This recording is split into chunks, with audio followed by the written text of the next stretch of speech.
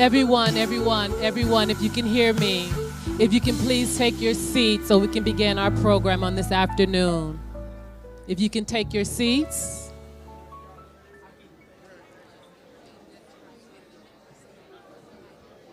Thank you so much. If you can take your seats, we're going to get started.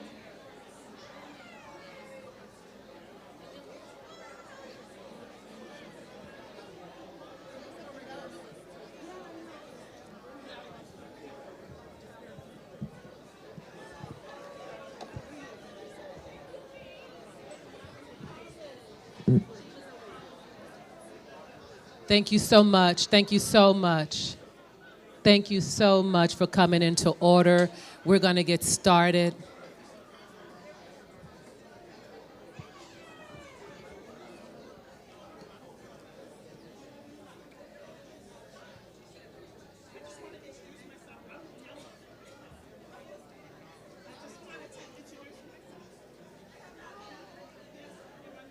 As you take your seat, our president is going to come with some introductions.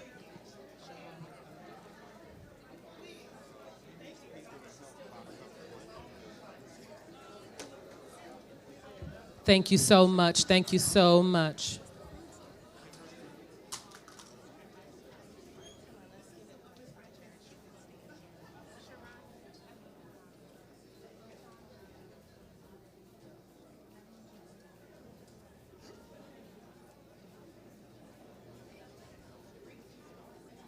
Thank you, my sister.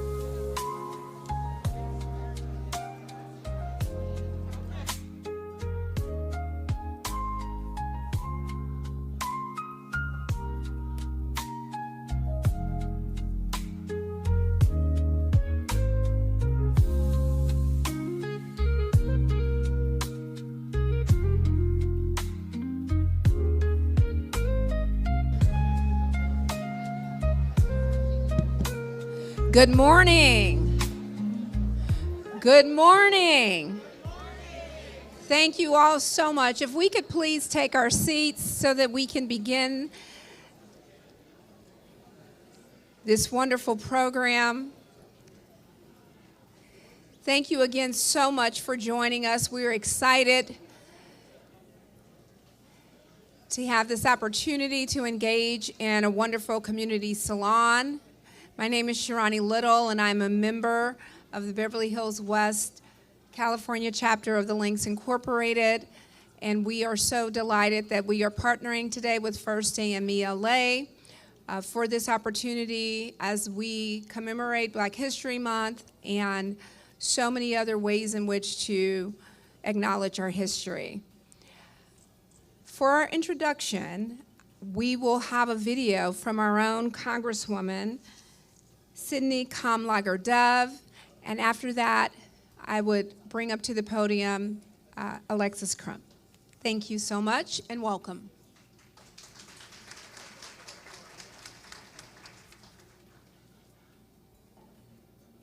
Hello, everyone. I'm Congresswoman Sydney Kamlager-Dove, and I proudly represent California's 37th Congressional District, including South Los Angeles and, yes, Culver City. It is truly an honor to welcome you to this community salon hosted by the Beverly Hills West chapter of the Links Incorporated and First AME Church of Los Angeles. I want to extend a very special thank you to our chapter president, Zena Portlock Houston, Pastor Timothy Tyler, and First Lady, Dr. Juanita Tyler, for your leadership in organizing such an important gathering, and to all of my Link sisters in attendance. Growing up with two creative parents, I learned early on that the arts are a powerful vehicle for civic engagement and social change within the Black community. And this morning's release of the Phyllis Wheatley Black Heritage U.S. Postal Stamp, designed by my beloved stepfather and world-renowned artist Kerry James Marshall, is amazing, and it's also a powerful embodiment of that truth. Phyllis Wheatley was not only the first Black woman to publish a book of poetry in 1773, but also a bold abolitionist. Through her revolutionary verses critiquing slavery and celebrating liberty, she made it clear that we would not be silenced in the fight for equity and that Black excellence would always rise. More than 250 years later, her message still echoes. As whip for the Congressional Black Caucus and a member of the Congressional Arts Caucus, I remain committed to advocating for our community in the arts, in the economy, and throughout our society in the face of those who seek to diminish our progress, those petty people. But this work requires all of us. So as you celebrate the stamp and hear from our insightful panelists later on, I encourage you to reflect on how you can follow in the footsteps of Phyllis Wheatley, Kerry James Marshall, and so many others. Consider how you can further your civic engagement, whether by helping a friend register to vote or learning more about the policies that affect your life, and then take action. Together, we can build a society where everyone is treated with dignity, fairness, and respect. Thank you.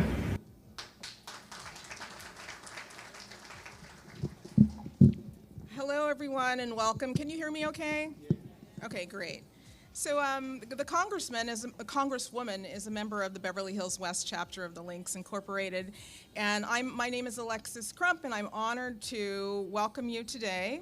And I also have the honor of introducing the president of the Beverly Hills West chapter, Zena Portlock Houston.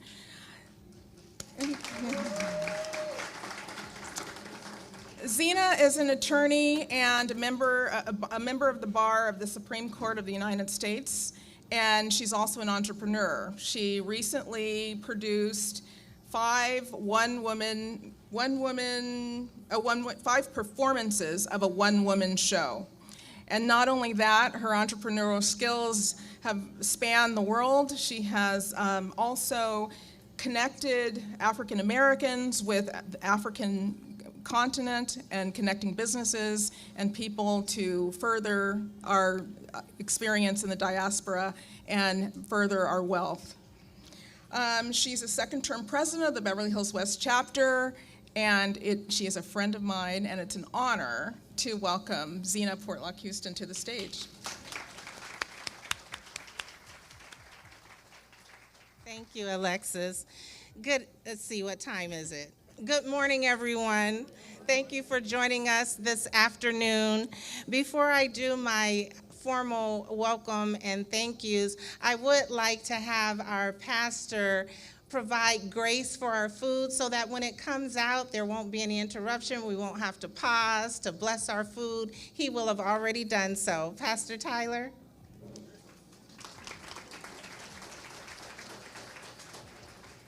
Thank you. Let us pray.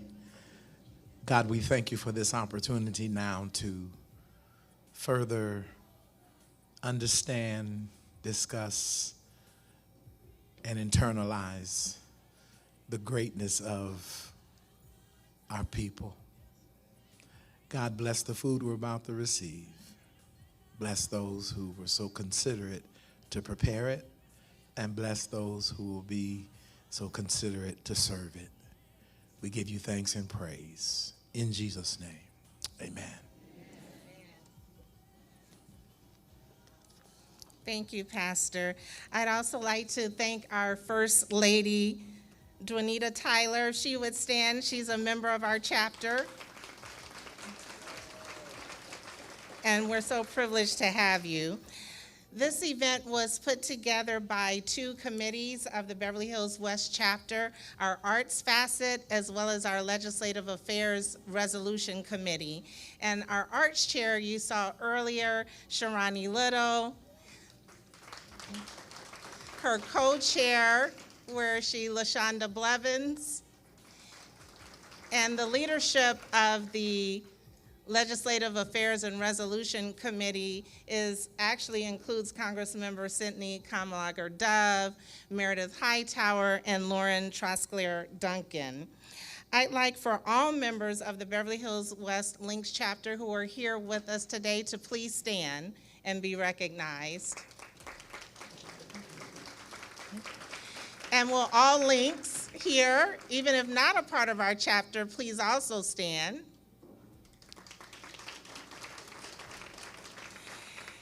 And I would also like to recognize our past presidents that are in the room. I do see at least one, Dr. Ruth Curry, past president of the Beverly Hills West chapter.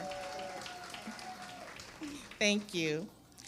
The Links Incorporated is an international not-for-profit corporation established in 1946. It is one of the nation's oldest and largest volunteer service organizations committed to enriching, sustaining, and ensuring the culture and economic survival of African Americans and other people of African ancestry. We were established in May of 1985. Today, I have the privilege of introducing to you our moderator for this afternoon, who's also a member of the Beverly Hills West chapter. Bonnie Boswell is an award-winning producer, reporter, talk show host, and speaker. She is currently executive producer, reporter of Bonnie Boswell Reports, a feature news series on PBS.org. You can catch her latest PBS documentary, Becoming America, a multi-part series about the making of the ideals of life, liberty, and the pursuit of happiness. It's premiering on February 24th at 9 p.m. I should also note that Bonnie's uncle is none other than Whitney Young, former executive director of the National Urban League, and he was the fourth Black American to be honored with a Black History Heritage Commemorative Stamp by the U.S. Postal Service, and that stamp was released on January 30th, 1981, and at that time, the stamp was 15 cents.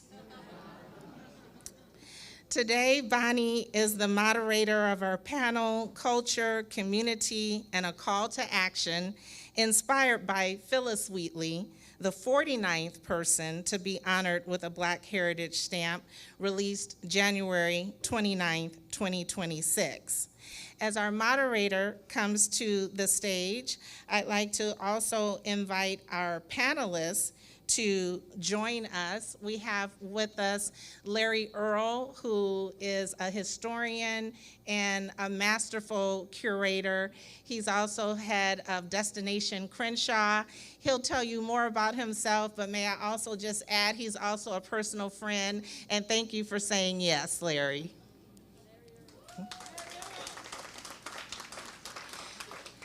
And joining, and I've told him, in case he doesn't remember, his seat is in the middle so that he's sandwiched by our two lovely panelists and moderator. He'll be flanked by the moderator and by our state senator, Lola Smallwood-Cuevas. Our other panelist, she represents the 28th Senatorial District in California and is also a friend, and I thank you for saying yes as well. So if you would all take the stage.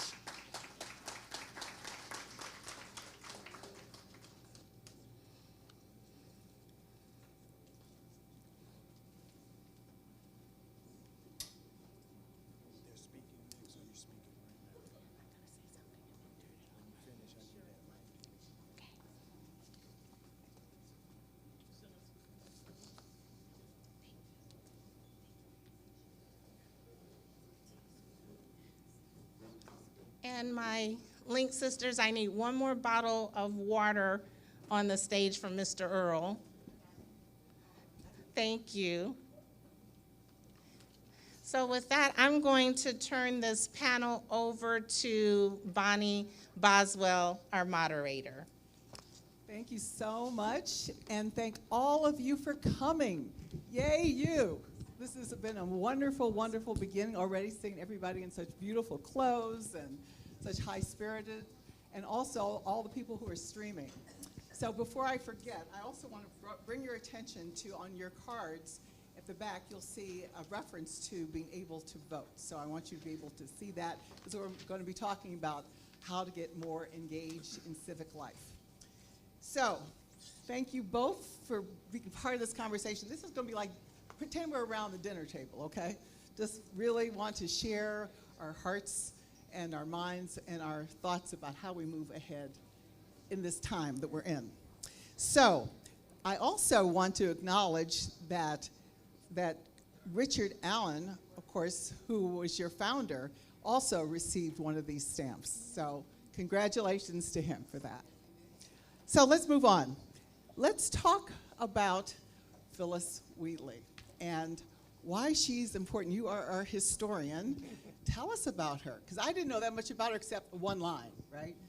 Poetess, you know, published the first poetry by a black woman. That's all I knew till a week ago. Tell us. Well, Phyllis Wheatley is an extraordinary figure from the 18th century. Many of us, when we think about America's founding, we don't think about those African-American founders who have contributed so much to our uniquely American identity. And Phyllis Wheatley has an extremely important role in this. We are celebrating the 250th anniversary of the signing of the Declaration of Independence this year, which that document sets out for the American experience. And it's based on the idea that all men are created equal, endowed by their Creator with certain inalienable rights. Among these are life, liberty, and the pursuit of happiness. That document, which set forth a promise, was constructed in a world where slavery was commonplace from the North to the South. And Phyllis Wheatley found herself ensnared in the chains of enslavement in Boston, Massachusetts at the time. She arrived in British North America, the 13 colonies, in 1761. She was somewhere between 8 and 9 years old from the Senegambian River, somewhere from Senegal or Sierra Leone, they believe.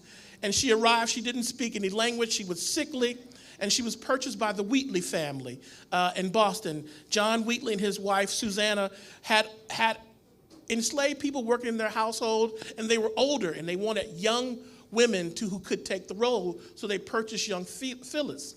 And they found when they purchased young Phyllis that she took to learning the English language that she couldn't speak at all within 6 months of being here. And they thought that she was an extraordinary figure. So she learned how to read and write. Their daughter set about to educate her, And Phyllis became this masterful individual who took to writing poetry about everything that affected her life. And she wrote about what was the fervent time. She was a great evangelical preacher. And one of the poems she wrote was to the great evangelical preacher of the time, a man by the name of George Whitefield. And she lamented his death. It was published in the paper. She became all the rage.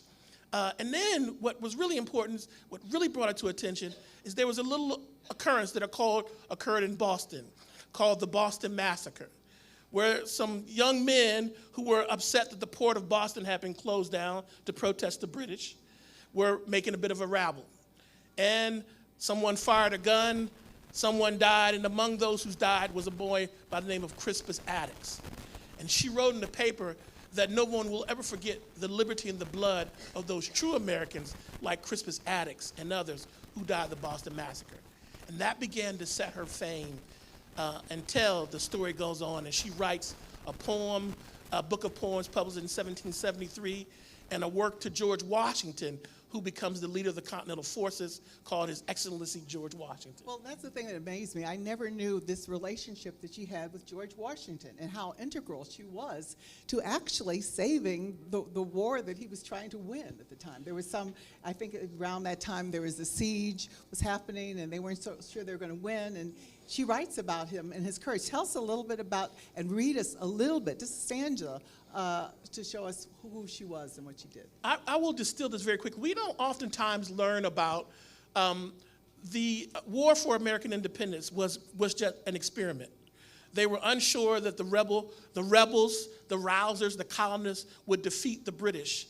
And they enacted that this new general, George Washington, in 1775, would be selected to lead all of the 13 colonies in their continental forces. It's never been done before, where 13 disparate colonies would join together as one.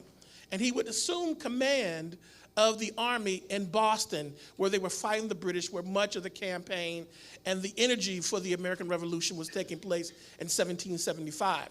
Now, what happened is that the British were beating the Americans terribly in 1775. They were beating them at Bunker Hill. They defeated them in Lexington and Concord almost. And they weren't sure that this American war would even get off the ground.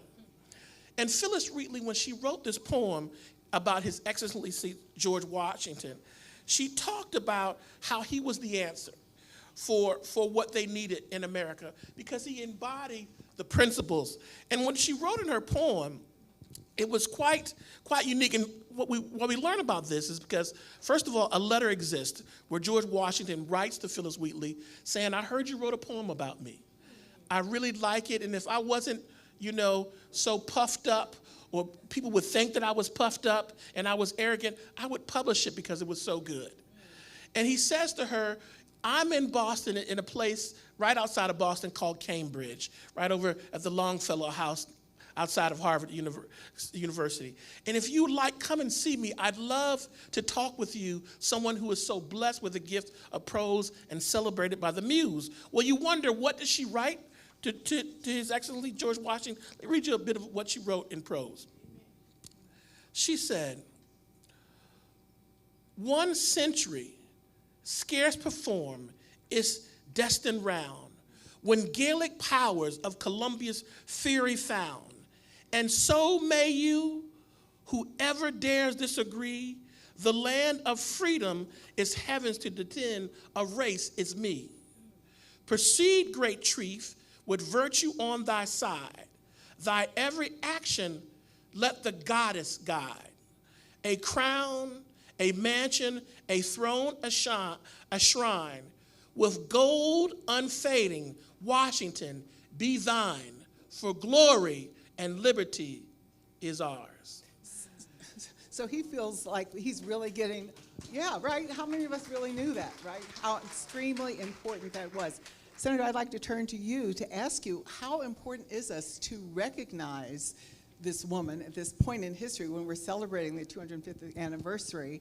What is your feeling about all this? Well, I just want to say to Larry, what that passage reminds me is always stand with black women, and George Washington knew Absolutely. and George Washington understood that, so it makes sense for our founding father. But it also, I think speaks to the moment that we're in, and how I often talk about this notion of Sankofa, where we have to go back to our history to get what we need to understand our path forward.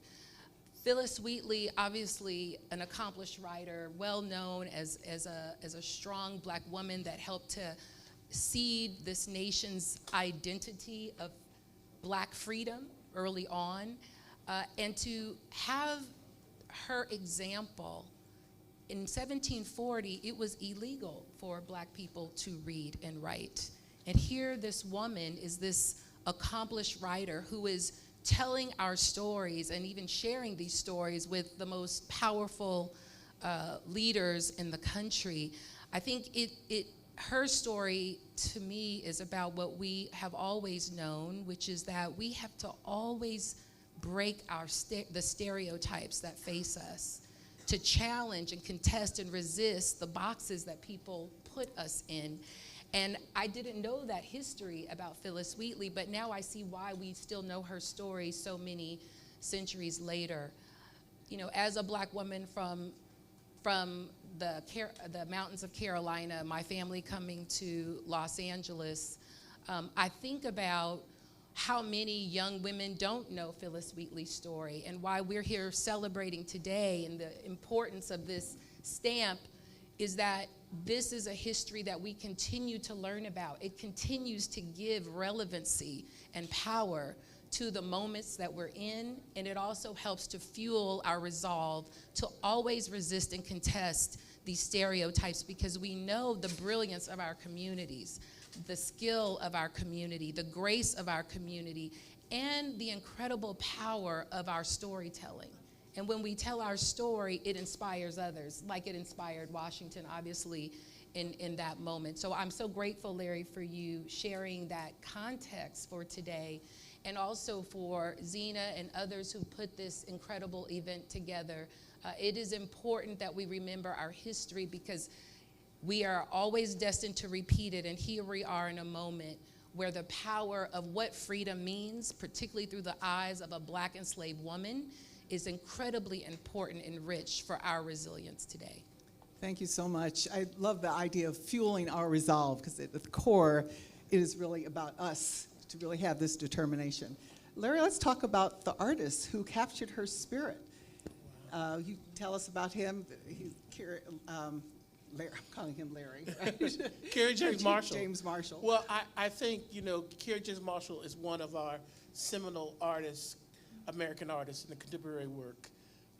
Kerry James Marshall is extremely important. Many people may know several years ago, Kerry James Marshall sold the highest painting at auction by an African-American artist, contemporary, several millions of dollars, the first time that it exceeded that, purchased by an African-American, that work.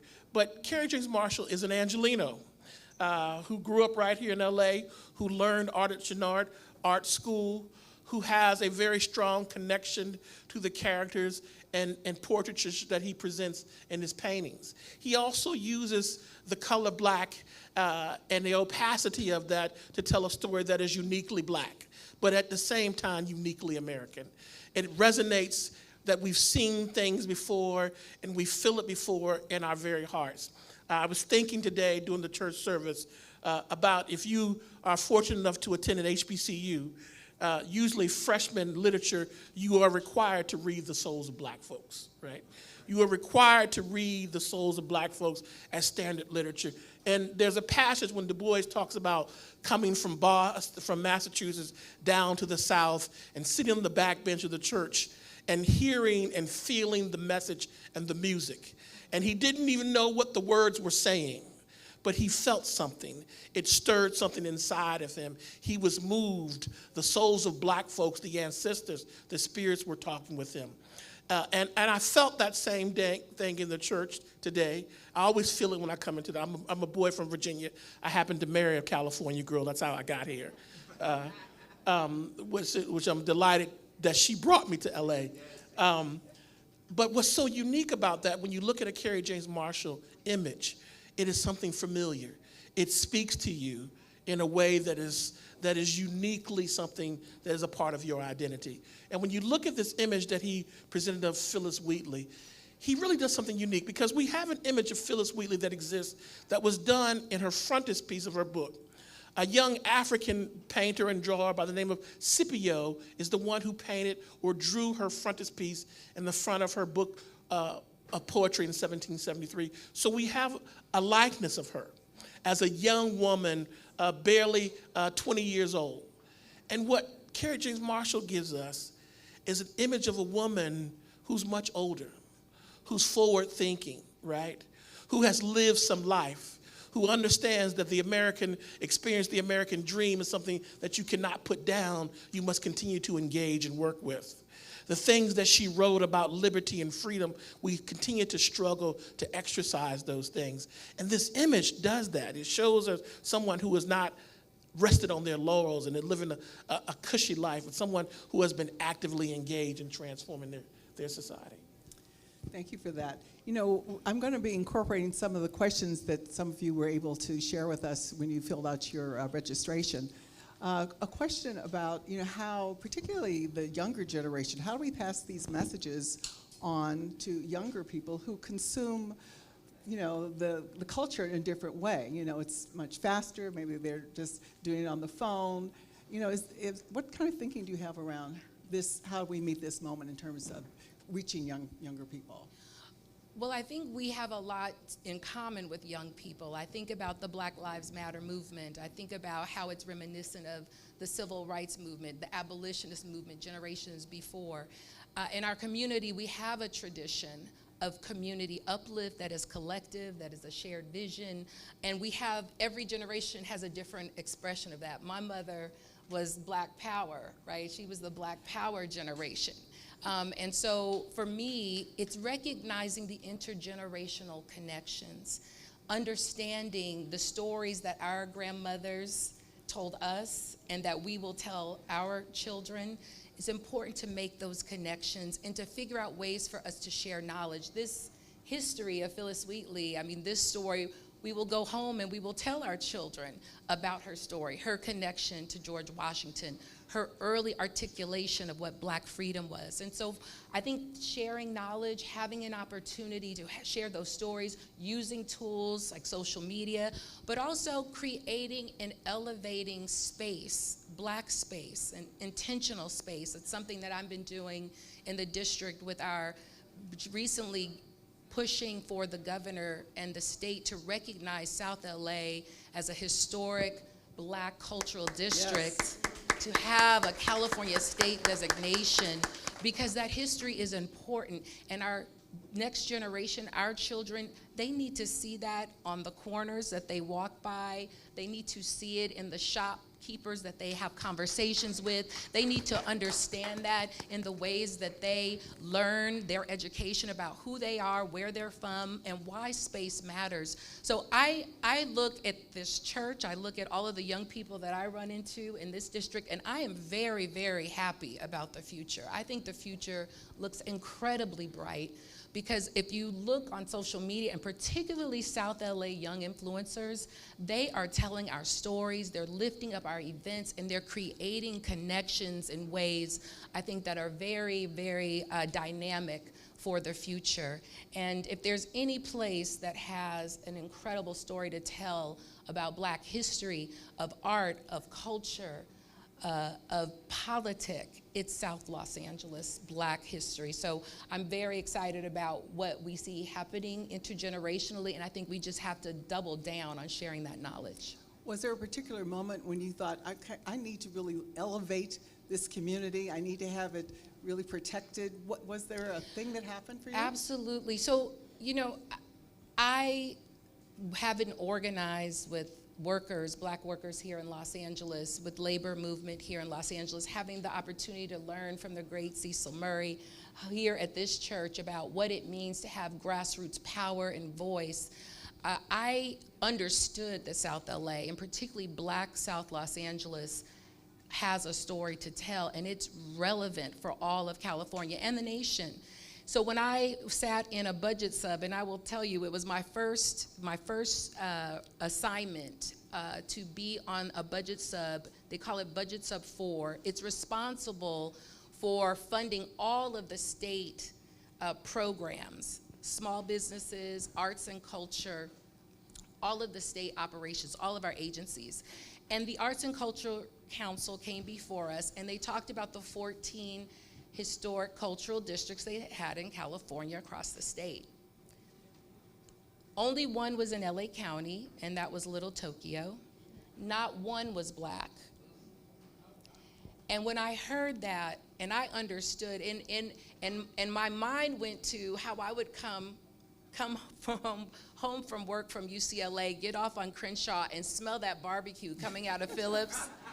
And how it was Juneteenth every day that I got off of the 10 freeway, and what that meant to my spirit when I crossed Adams into my community. I recognized something was wrong there. And so that first experience on that committee really pushed me and forced me to make all of the connections to understand, how do we ensure that South LA become a state designated cultural district that is funded by the state? Because, by the way, these 14 cultural districts received over $15 million and received a huge investment during the surplus right after the pandemic. So we have some backup. We have to play catch up here. And so it was important for me to make sure that we won the designation, and I want to recognize LA Commons and all of their great work. Over 200 volunteers that helped us hold focus groups, listening and visioning sessions. We were able to win that designation in December. We were also able to win, thanks to the Senate and work with the governor, $2.5 million to stand up this cultural district. Let's clap for that. It's certainly not what the others have received, but we recognize that is a start. And you know, my first year in office, when there was a little bit of funding that I could see that we were able to secure, I was able to put $3 million aside to ensure that we can mark the cultural district throughout the city. So we are starting that process.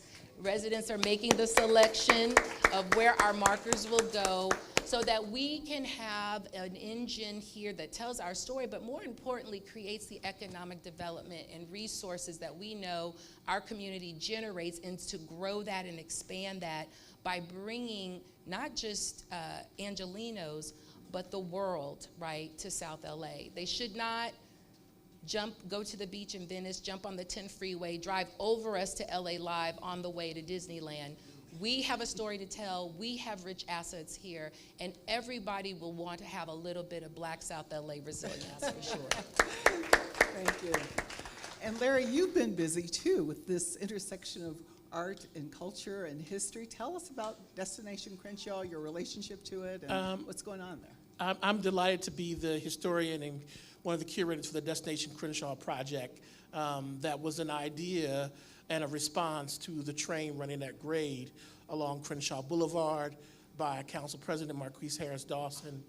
And it's seeing how it's shaped up a project that is using art, history, and culture as a place-making vehicle to spur home ownership, economic development, and more importantly, the maintenance of culture and staying power of African Americans in the South LA community.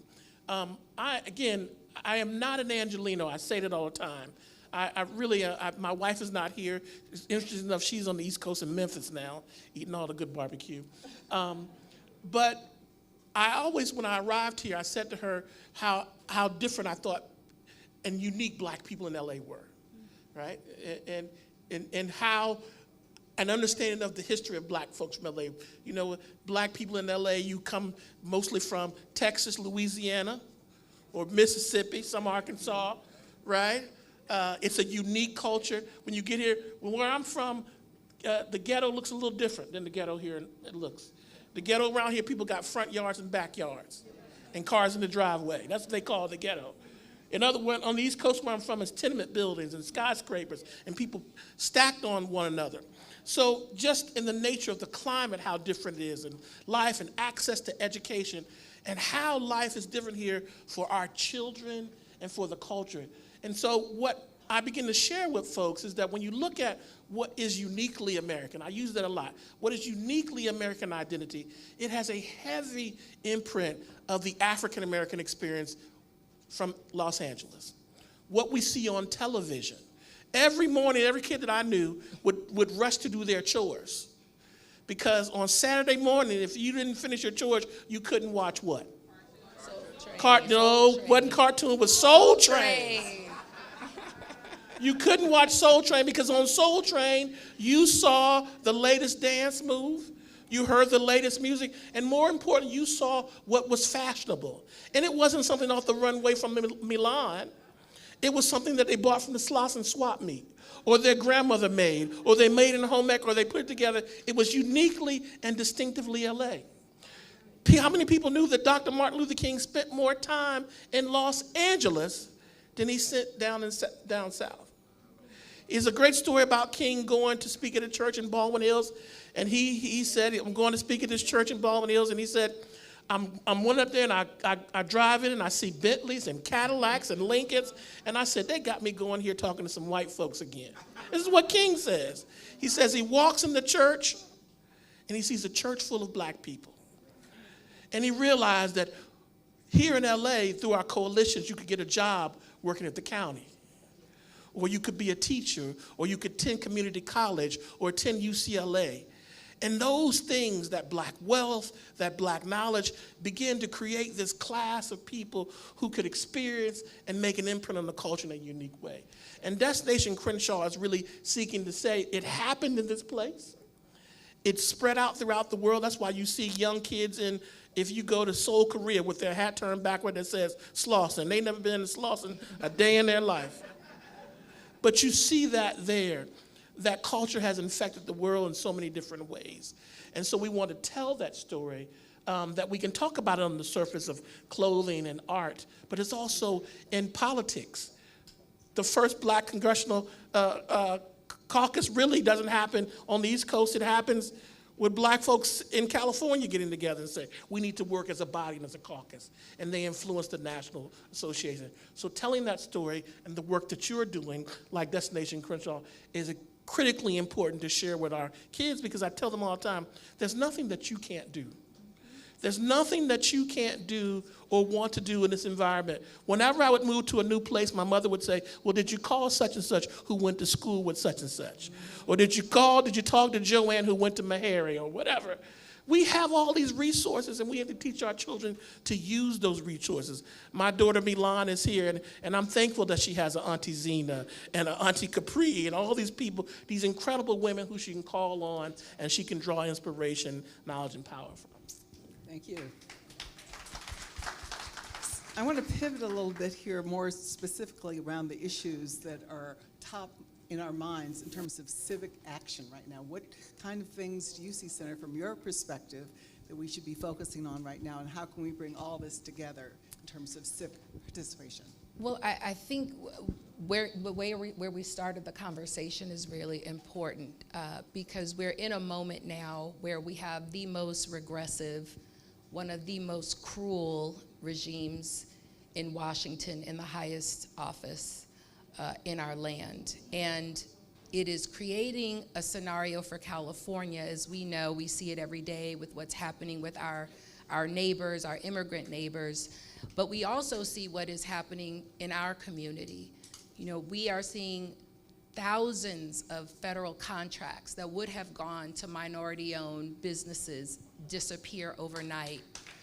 We are seeing millions of dollars cut from our nonprofits because they represent Black Women for Wellness, for example, or the Black Workers Center, for example.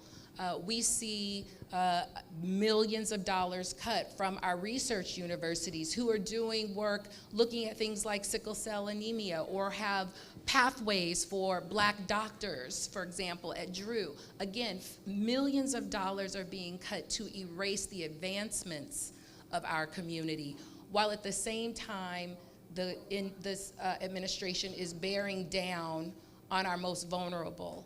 So in this current budget that was passed by the Trump administration, $4.5 trillion, 4.5 trillion with a T, was given away in tax cuts and tax breaks to the 10% wealthiest individuals of this country. 1 trillion of that went to just the top 1%, 1 trillion. And then when you look at the cuts that have happened to health care, for example, you notice that $1 trillion was taken out of our Medicaid fund, and that provides health care for our families, our children, our mothers, some of our seniors who are on their way to Medicare, all relying on those protections and subsidies. So what we're seeing now is an all-out assault on the gains of our communities. Civil rights help to lift up and build the safety net. And this administration is taking a wrecking ball to all civil rights, including these protections. So what do we need to do? We have to pay attention. We have to know that this administration is the most anti-Black administration that is focused on rolling back the clock on our gains. He is already pushing to institute identification on voting day. He's already pushing to eliminate mail-in ballots. He's already said that ICE and the Homeland Security agents will be at the polls come June. And so what we have to do is go back to what Sister Wheatley was telling us about what is Black freedom and what is our expectation of this country, and what are we willing to do to demand that our rights and our people be respected and be protected. So that means calling folks like me and others. If you live, I met some folks who are here from the Inland Empire, some folks who are here from the East Side. We need you to get on the phone and let your representatives know that these attacks will not be tolerated and that we need them to stand up. We need them to stand up and fight back. We also need to be clear that it's okay to say Black. It is okay to say Black. If you are at a town hall, and I've been to some of our good brothers and sisters who are running for governor, they have not mentioned Black people in many settings. We have to ensure that they talk about Black people, and particularly in this economy. The unemployment rate for Black women has tripled in the last 18 months. Tripled. And when we see Black women's unemployment rise, we know they don't have a household of income. They are the income. And many times they are the breadwinners. And so when we see that number, it is showing us, it's an indication that there are some clouds forming on the economic horizon that we need to pay attention to. It is unfortunate, but Black employment is a canary in the mine for what is happening economically. So as we see the immoral actions, the fiscal attack that is happening is so violent, and it is putting us on a course where we may be losing some of the greatest gains of income and opportunity that our community has seen in generations just be washed away. So I want to say what we've got to do now, we've got to be ready to vote. We've got to know that voter suppression is going to be at its height, particularly in California. You talked about other parts of the country. Well, California is in the crosshairs. It's on the front line against Trump. So this will be ground zero for voter suppression. We also have to make sure that no matter what, the state of California cannot do Trump's work for him.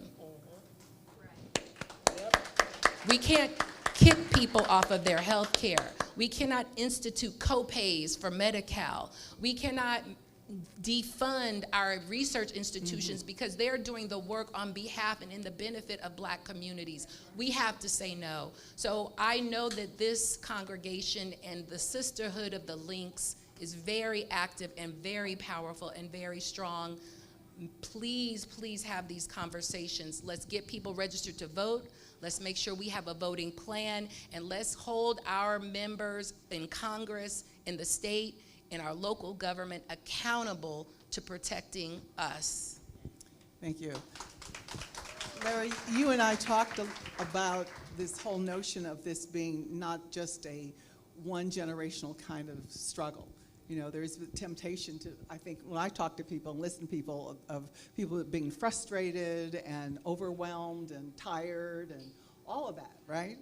But the notion of, you know, that we have to be in this for the long term. Could you just talk to that briefly?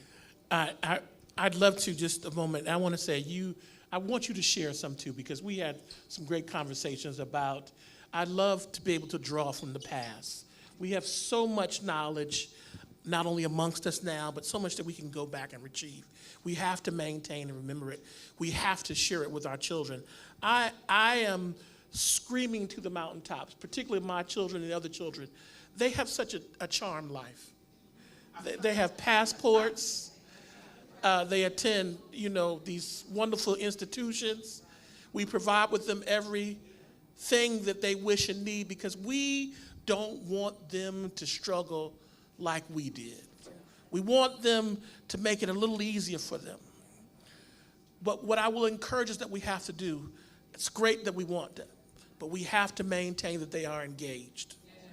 We have to, the first time that I voted was when I voted for L. Douglas Wilder for governor of Virginia. I was excited to do that, the first black governor. To be engaged civically, to be having those conversations. They may not take place at the dinner table anymore. They may have to happen in the car when we're shuttling the soccer. But they have to be the ones who, as the pastor said, who are prepared to shut it down. Right? We've provided them with the knowledge and the safe space. They have to now speak up and carry the mantle and know that they can do it because those before them have done it. Right? And then lastly, what's so important, to know that they can do it because it's expected of them. We always say, to whom much is given, much is expected. So we have to engage our children in the conversations that we're having. I was so proud of my daughter Milan last week when she came home and said, we're thinking about walking out after lunch to protest ICE in our city. And they said, they sent an email to the administrator, and the administrator said, no, you're not going to do that. And I said, well, what are you all going to do? And she said, well, we're going to shut them down. We're going to do it anyway. We're going to let them know. And I said, that's right, we pay our money for you to do that. So we have to encourage them and remind them of the rich legacy, because what Phyllis Wheatley was doing, what Fannie Lou Hamer was doing, what Ella Baker was doing, all of those women were setting a precedence, and it's a through line that we can trace from the past into now. We have to keep going. Thank you. You know, that reminds me of a story that I want to share with you all in terms of this movement. It was noted earlier, my uncle was in the civil rights movement, as it was called at the time. And when I first met Pastor James Lawson, and we were doing a TV show together, and we were in a production meeting, and the question was that we were thinking about was, whatever happened to the civil rights movement? And we posited this to one another, and then Jim, who he asked me to call him Jim, so I will continue to do that, he said, don't call it that. And I was like, what are we going to call it, you know? And he said, call it the justice movement, which gave me a whole new way of thinking about it. Not limited, but expansive.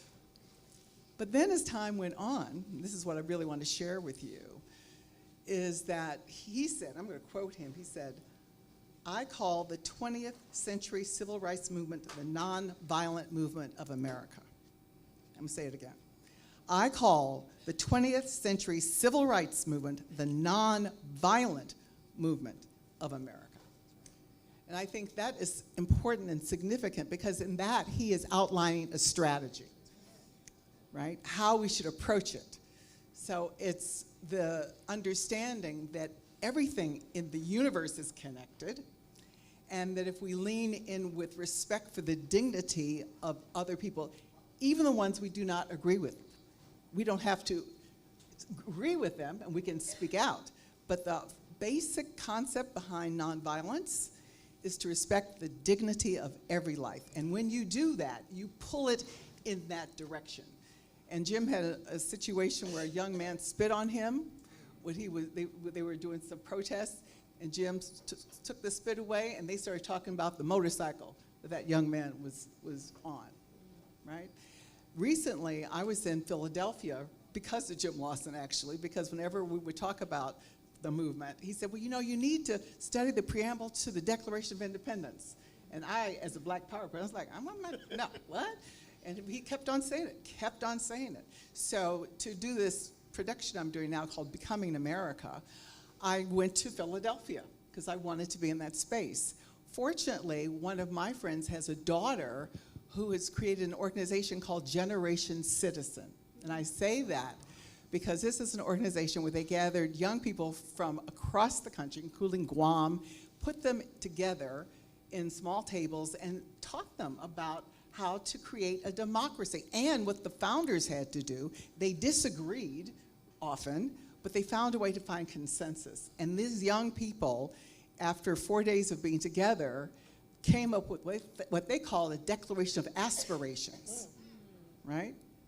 So the point is that to take this, as Jim Lawson would say, you know, this idea of respect first, so that we can pull people in that direction is critically important.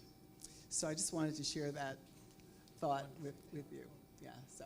Was there anything in particular that I said that you wanted me to share? I think that was it. You know, this idea, again, it's sometimes difficult to hear about America's founding because we live on the West Coast. But the Declaration of Independence is such a powerful document, written by an imperfect man, Thomas Jefferson. But the words that document outlined, they inspired people who were enslaved, Africans, in America, to take up and said, I'm going to take up arms because I believe in this cause for humanity. And that it might not be something that I achieve, but my children or my children's children will achieve. I can do it for others. It's quite a fascinating document. It's quite a fascinating story. And uniquely, when you study the 18th century, this colonial period of time that America's founding, Black folks were the ones saying, well, we don't want to pay taxes because we don't have representation. We shouldn't have to pay for our wives. We shouldn't have to do all these things. They were making the argument well before the Declaration. So they were informing what the identity and the character of this nation would be. So when they say, what is an American? Well, I am an American. Through and through, we are American, uniquely and imprinted upon this nation. Thank you. And Senator King, because you're in a lot of places where there's lots going on, I want you to talk a little bit about what you've learned about the power of dialogue, because this is another aspect that Pastor Lawson was constantly talking about, that this idea of listening to others is critical. Tell us about how you're able to utilize that. Well, as you were speaking, and I had the good fortune of spending a lot of time with Reverend James Lawson. We helped to teach a class up at UCLA on nonviolent social movements. And but I have to tell you, I would often tell Reverend Lawson, it's very hard to have dialogue, especially in these times, because we have to be in such a defense mode. We have to be in such a fierce protection mode. And the lack of humanity on the other side, it is very difficult. When they go low, we want to take them out, right? I know we're in the house of God, so I'll keep. But in all truth, we have to have dialogue every day. In California, you know, we just the other day had a resolution introduced really denouncing Trump's attack on President Obama and First Lady Michelle Obama. And wouldn't you know, the Republicans were defending the president's actions. So it's hard to have dialogue when people are defending the most vile, bigoted birth of a nation, taking us back hundreds of centuries. And so, but we have to. And we have to because we are in this experiment together. And as Reverend Lawson, as Dr. King envisioned this beloved community, we have to understand that our fates are linked in this country. It requires us to take the moral high road. It requires us to educate and to contest, resist, and confront when immorality raises its ugly head, but at the same time, we have to have that conversation lest we all peril. I think we are at a moment in our political history where if we don't begin to have the conversations, and I think we're starting to see things after Minneapolis, I think there is a kind of understanding, there's a kind of moment where people see that the experiences of Black people that had once been just in our community now has spread into their community, and they're starting to recognize and understand the power of the Black experience, the power of Black dialogue, the power of fierce and courageous conversations, and the power to keep mobilizing and moving forward and upward. And so yes, we have to go back to our tradition, our Black tradition of speaking truth, and in that truth, it is a dialogue that can be transformative. Now more than ever, we have to continue those kinds of conversations. Exactly. Well, we are at the end of our time together. Thank you all for being here. Let's celebrate by action. Again, the voting, so you can go and look for that. And also this young group of people that I met recently who are now all over the country are trying to learn civics early, right? So as you were saying, Larry, at one point, it's not just about the vote. It's about understanding that you can be in the room and should be in the room and get there early so you can help out. So thank you all for everything and for being here, listening, and let's really show our appreciation by taking the action that we need to take to make this a better place. Thank you so much. Bonnie, thank you so much. Thank you.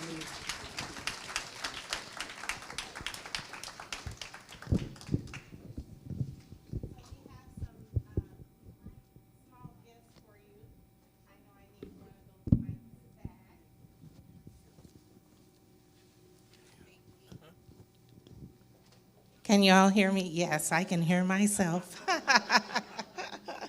Thank you all for coming this afternoon and joining us in this opportunity to have civic and social engagement around the topic of art.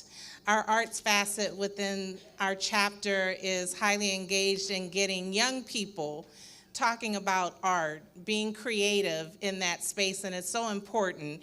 And Phyllis Wheatley was an artist and an activist. And so you see how that conversation intertwines, and it's just been a thrill for us to be able to share this opportunity with all of you, to be partnered with First AME Church, who this is my home church as well. So thank you, Pastor, again, for allowing us to be here today. I just want to especially call out, I don't know if Wanda Cuomo is still in the room. There she is. Wanda, come up. Wanda Cuomo is the special events coordinator here for the church, and this beautiful decor that you see on the tables, she curated the space with the fabric, adding to make this environment so very inspiring. So thank you, Wanda, and I just have something for you. It's a small token of my esteem, and we all do jobs that we get paid for, right? And a lot of times employers think, well, I'm paying you and that's enough. And we forget to just say thank you. And so we didn't pay you, but I know you do get paid, and I want to say thank you.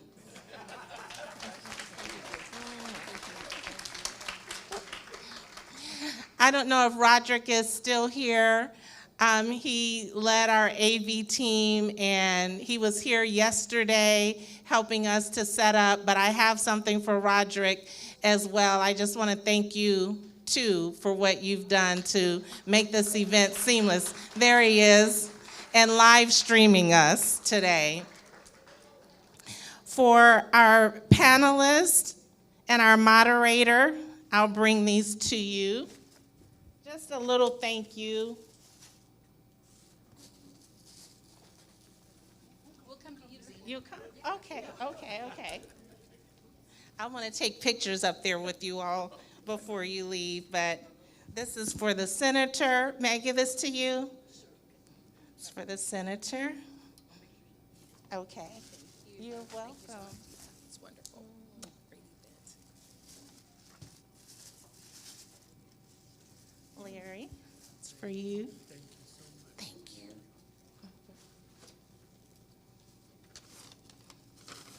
And this is for you. Thank you. You all did an amazing job. Larry talked about the aunties of Milan earlier, and I have to say my daughter is not here. Milan's my niece. My daughter's not here, but my daughter was her babysitter. So our families go way, way back. Our caterer for today, Cream Catering, I'd like to thank them as well. I'm sure they're in the back. I hope you enjoyed your boxed meals. We wanted to make that seamless as well. And, oh, the pastor is okay, we did okay? All right. Just to remind you of the call to action, please take these cards with you. There's a QR code here that you can scan to check your voter registration status. We want you to be sure and do that. And just read through the different ways. These aren't all the ways, but some of the ways that we can be civically engaged. And lastly, I want to share with you some upcoming events for our chapter. We're having on February 28th a Black Care Kidney Awareness Program at Holman Church down the street, so that's February 28th. On March 21st, we'll be having a Black Family Wellness Expo, and that's at St. Joseph Center in Venice. Our program chair is here, Palencia Turner. If you have questions about that, please see her. And save the date for our annual fundraiser, which is October 24th, 2026. Our chapter has the privilege of awarding scholarships to college students, and we fund them for every year of their 4-year college experience from the monies we raise from that, and it also enables us to fund programs such as what you've experienced today, our community-based programming. We have someone in the room that, to all of you, some of you may know her because she was a member here, but she's special to us within the Beverly Hills West chapter because she's what we call an alumna member, meaning she has served her time, she's paid her dues for more than 25 years, she's volunteered year after year after year, and so she really doesn't have to do anything, but she was here today hostessing. Cynthia Oraduba, thank you.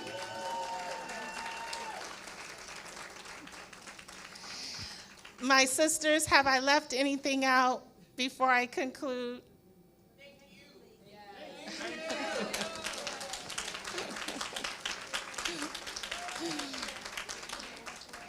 you. What?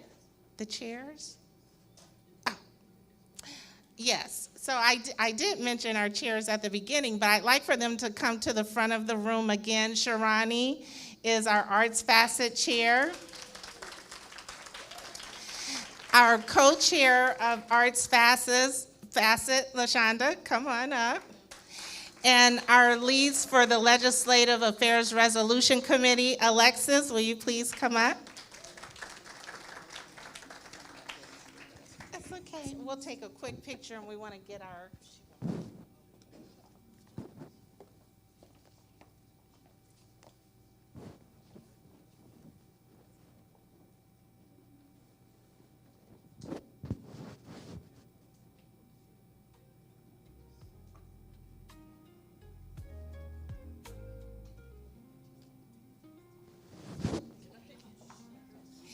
Yes, so we're going to stage some pictures, and please finish enjoying your food. I don't know if the dessert has come out, the peach cobbler, it came? Oh, it's in the, okay.